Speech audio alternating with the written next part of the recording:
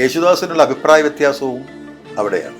ദാസ് അപ്പം പറയും, യേശു നിന്റെ അടുത്ത് അങ്ങനെ പാടണ്ടെന്ന് പറഞ്ഞല്ലോ, നിന്റെ അടുത്ത് വേണ്ട, ഇനി അടുത്തെന്ന് പറഞ്ഞാൽ മര്യാദയ്ക്ക് പാടണം എന്ന് പറയും.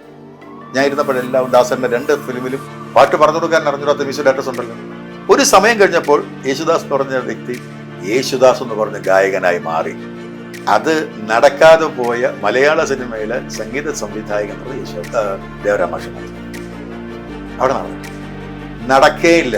ഇപ്പോൾ സ്വാമിയെടുത്ത് ദക്ഷിണാമൂർത്തി സ്വാമിയെടുത്ത് പോകണമെങ്കിൽ ബാബുക്ക ആണെങ്കിൽ അങ്ങനെ പാടും. അതുകൊണ്ടാണ് ജോൺസൺ മാഷയുടെ അഭിപ്രായം. ജോൺസൺ മാഷ് പറഞ്ഞു, രവീന്ദ്രൻ മാഷ് നേരെ തിരിച്ചാണ്.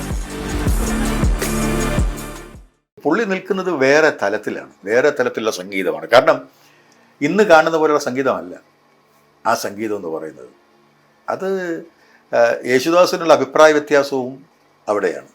യേശുദാസ് ടേക്ക് സമയത്തോളം, ദാസന്റെ സമയത്തോളം ടേക്കിന് എല്ലാ മ്യൂസിഷ്യൻസിനും ദാസന്റെ ഒരു ഇംപ്രവൈസേഷൻ ഉണ്ട് പാട്ടിന്. ഇവിടെ അത് നടക്കൂല, ഈ കളത്തിൽ നടക്കൂല, നടന്നിട്ടുമില്ല. ദാസ് അപ്പം പറയും, യേശു നിന്റെ അടുത്ത് അങ്ങനെ പാടണ്ടെന്ന് പറഞ്ഞല്ലോ. അത് അല്ല, ആദ്യം പറഞ്ഞത് യേശു അത് വേണ്ട കേട്ടോ. ആ ശരി മാഷെ, വീണ്ടും ടേക്ക്. വീണ്ടും പോയപ്പോഴത്തേക്ക് അടുത്ത മാഷ്, നിന്റെ അടുത്ത് അത് വേണ്ടാന്ന് പറഞ്ഞല്ലോ.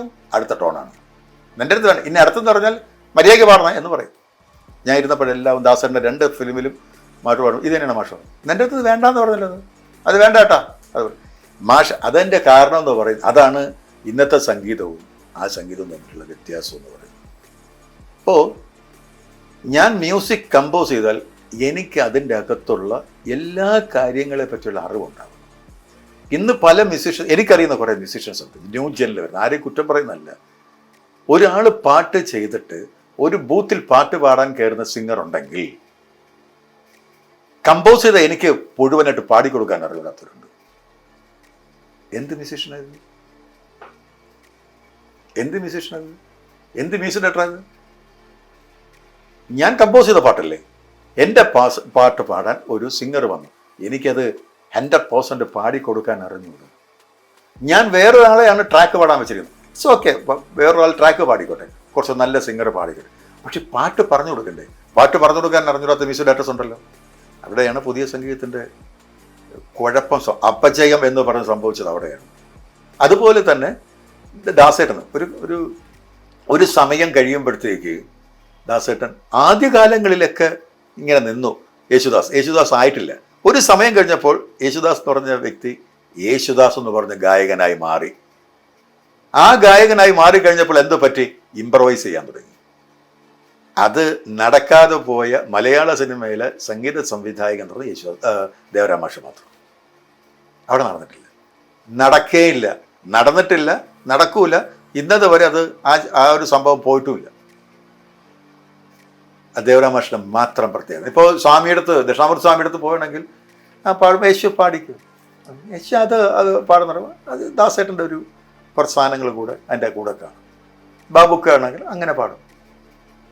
അതുകൊണ്ടാണ് ജോൺസൺ മാഷയുടെ അഭിപ്രായം. ജോൺസൺ മാഷ് പറഞ്ഞത് അങ്ങനെ അല്ല പാടാൻ എന്ന് പറഞ്ഞപ്പോഴാണ് ചില അഭിപ്രായ വ്യത്യാസങ്ങൾ ജോൺസൺ മാഷോട്ട് ഉണ്ടായിട്ടുള്ളത്.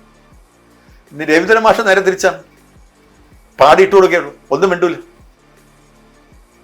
ദാസേട്ടൻ കയറി പൂന്തി വിളയാടിയിട്ട് ഇറങ്ങി പോകുന്നതില്ലേ ആ പാട്ടുകളെല്ലാം. ദേവരാം മാഷ പാട്ടല്ല. നമ്മൾ അതാണ് മനസ്സിലാക്കേണ്ടത്. പഴയ ഗാനങ്ങളും ഇന്നത്തെ ഗാനങ്ങളും എടുത്ത് നോക്കുമ്പോൾ അന്നത്തെ സംഗീത സംവിധായകരുടെ കുറേ അവരുടെ ഒരു കഴിവുണ്ട്, അവർക്ക് അവരുടെ സംഗീതത്തിലുള്ള ഒരു വിശ്വാസമുണ്ട്. ആ സംഗീതം തന്നെയാണ്, അത് ആ ട്രാക്കിൽ കൂടെ തന്നെയാണ് അവർ പോയിട്ടുള്ളത്. അതുകൊണ്ടാണ് അന്നത്തെ സംഗീതം ഇതുപോലെ ഇന്നും നമുക്ക് കേൾക്കാൻ വളരെ താല്പര്യം ഉണ്ടാകുന്നത്. മലയാള സിനിമയിലേക്ക് ഒരാളെ യൂണിവേഴ്സിറ്റി എന്ന് പറയുന്നത് അത് ദേവരാജൻ മാസ്റ്റർ മാത്രമാണ്. ആ കസേര ഇന്ന് ഒഴിഞ്ഞു കിടക്കുകയാണ്. എന്നാൽ അതിൻ്റെ അടുത്തെങ്കിലും ഇരിക്കാൻ പറ്റിയ ഒരൊറ്റ ആളേ ഉള്ളൂ. മാഷ് പറയുന്ന ഒരു രീതിയും സ്ഥലം അത് ഫൈനലാണ്. അതൊരു പാട്ടുകാരനോ പാട്ടുകാരിയോ പാടിയാൽ മാഷിൻ്റെ കൂടെ ഇരിക്കാൻ പറ്റിയത് എന്ന് പറയുന്നത് വായിക്കാൻ പറ്റിയത് അതിലേറെ പറയും. തുടക്ക സമയത്തൊക്കെ യേശുദാസ് മര്യാദയ്ക്ക് അത് പാട്ടുകാരൻ ജയചന്ദ്രൻ പറഞ്ഞിട്ടുണ്ട്.